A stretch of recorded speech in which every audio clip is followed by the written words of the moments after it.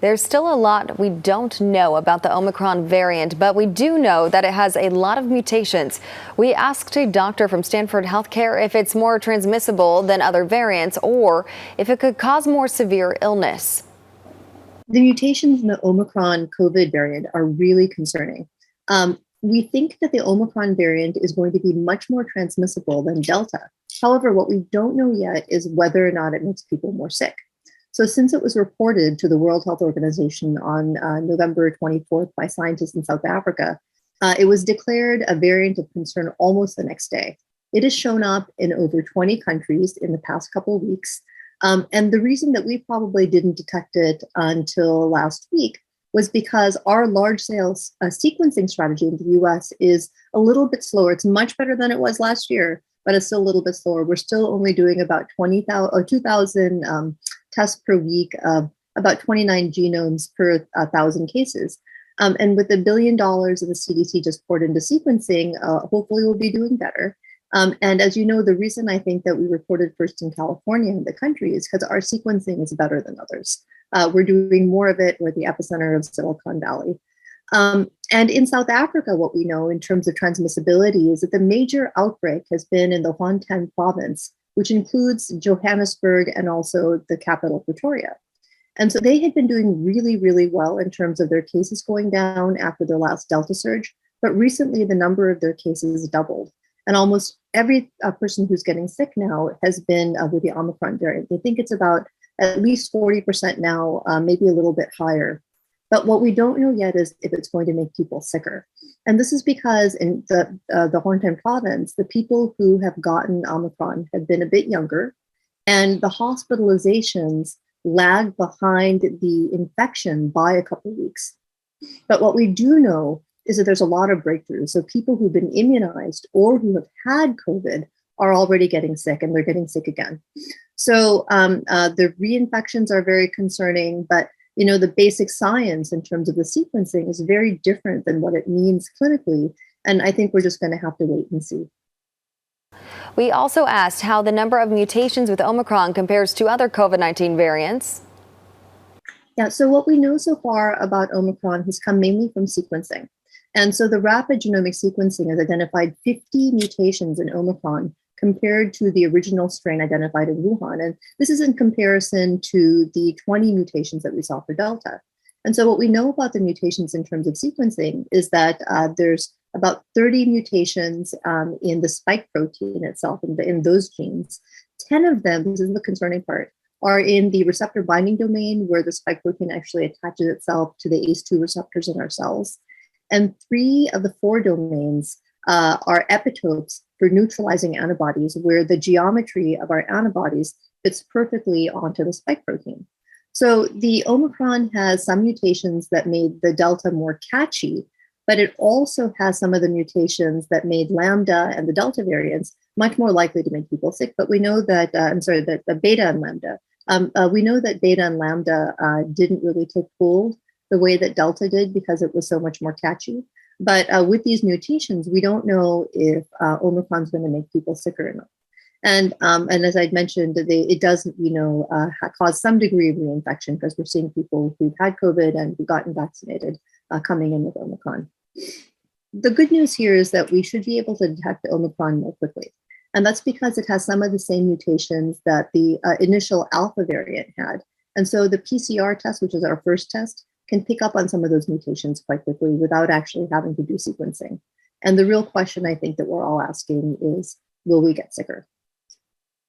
And do we know at this point if the vaccines will protect us from this new variant? Mm-hmm. The early basic science seems to indicate that the vaccines won't be as protective. And this is work that's being done when you take neutralizing antibodies from someone who has had COVID or who's been vaccinated, and you mix it with Omicron and see how well everything binds and if the Omicron can then infect tissue. So again, we'll know more in a couple of weeks. And but what I want to say is this: our immune systems are very complex. We have antibodies, T cells, B cells, natural killer cells, and they all work together to try to neutralize and to try to kill a virus. So most experts think that we'll have some degree of immunity after vaccination. And it might not be as much, but we should have some. So we're hoping that people who are vaccinated and boosted will have more mild illness. And getting the booster really makes a difference. That's for several reasons. The first is that we know the immunity wanes for COVID vaccinations at about 6 months, the same way it does for flu, by the way. And having the booster increases the level of antibodies and the sensitization of all those other cell lines to the virus. So that's the first thing. And the second is, even if it doesn't work that effectively, having more of it increases the chances that you're going to be able to clear something out. So even if it works partially as well, having more may help. And then the third is that there's a thought that having the booster may provoke new epitopes to be recognized. And so that's part of the hope also. So we're hoping that people who get vaccinated and boosted will have milder diseases. But even more importantly, this really points out that until the whole world is vaccinated and we can decrease viral spread, none of us will really be safe. If we do need another vaccine to protect us from Omicron, we asked how long it could take to be made available to the public. Right. Both Pfizer and Moderna feel that they can have a publicly available vaccine against Omicron by early 2022. I think that's a little premature. The good thing is that unlike the older technologies for immunization that required cell culture, which took months and months and up to 6 months, 8 months a year, the mRNA vaccines can be manufactured very, very quickly. So a few weeks to create the template for a new target vaccine, select the best target, conduct testing, and then move to large-scale production. So the good news is also that the production and distribution pathways for the mRNA vaccines have been developed and are really well tested, and people kind of know what to do now. Moderna says that they're studying 2 booster candidates right now that could be effective against Omicron, and they can begin clinical testing in about 60 to 90 days, so about 2 to 3 months. Now, that being said, being able to, after testing is finished, being able to ramp up production and then ramp up distribution, and then actually get people reboosted is going to probably pose some of the same logistic and political challenges that we've seen so far. And so the people who have been vaccinated and who are likely to be revaccinated will probably be more protected. And I think we're going to see some of the same inequities in vaccine distribution that we've seen before. But the good news is that not only will hopefully we have vaccines available with this miraculous new technology of the mRNA vaccines, but then also we're going to hopefully have the option then to have some of the oral antivirals that both Merck and Pfizer are making, and a couple other groups are working on, that seem to be effective, more easily available. Some health officials were already warning of a possible winter wave even before Omicron. We asked the doctor if she thinks people should consider canceling or modifying any holiday gatherings. We absolutely do not want our holiday parties to become super spreader events. And we also don't want to cause the death and severe illness of people that we care for. So I think that people should avoid indoor activities without masks, avoid large gatherings for people who are really outside of their trusted circle. And there's a lot of things that you can do to be safer if you do decide to gather. And I tell people in general, there's 7 things that you should do.